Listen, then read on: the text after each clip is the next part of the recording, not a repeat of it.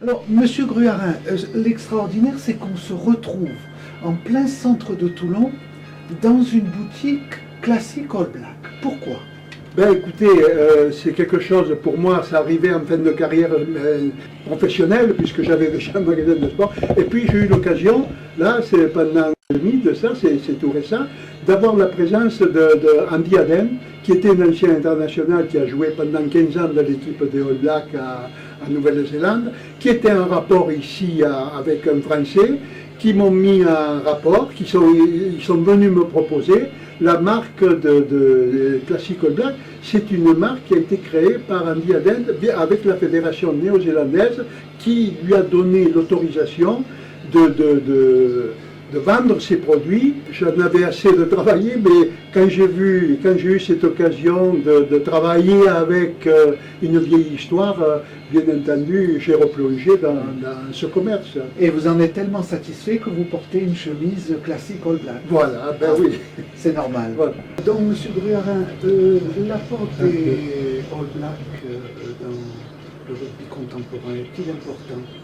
Une très importante, ça a été quelque chose de fabuleux, surtout avec Toulon. Bon, il y en a eu quelques-uns auparavant qui sont venus, mais un par-ci, un par-là, mais c'était assez espacé. Et donc, et puis là, avec Toulon qui a vraiment amené, pas une équipe entière, mais enfin, il a commencé par amener Umaga, ça a été quelque chose de phénoménal. Puis après, d'autres ont suivi, et ça a été, donc là, depuis 2 ans, 3 ans, c'est un phénomène All Black qui, à Toulon, a apporté beaucoup. Moi, je vous dirais qu'en 64, ça fait déjà quelques années en arrière, pour avoir rencontré les All Blacks à cette époque-là, m'ont permis justement de voir comment ils jouaient, et ça m'avait frappé.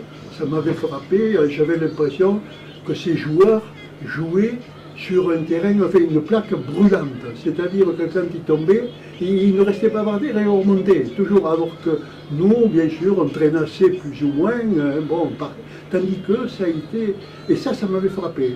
En effet, ils étaient d'avant-garde, et l'entraîneur, il m'a dit, et c'est à partir de ce jour-là, de ce match, en 1964, contre eux, à Lyon, que j'ai changé complètement ma préparation physique.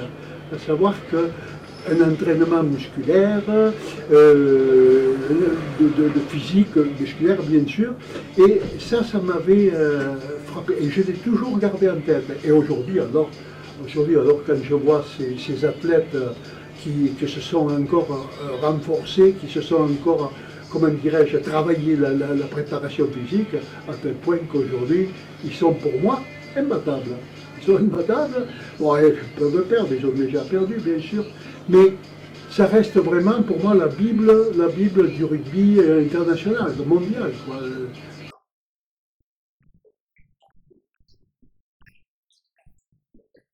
Et est-ce qu'à cette époque-là, il faisait aussi le haka qui est devenu... Bien sûr. Oui. Ah oui. C'était impressionnant, hein, d'ailleurs. C'était la première fois, évidemment, que moi, personnellement, on découvrait on sentait vraiment quelque chose de puissant chez ces garçons. Mais bon, on le disait, quoi. Voilà.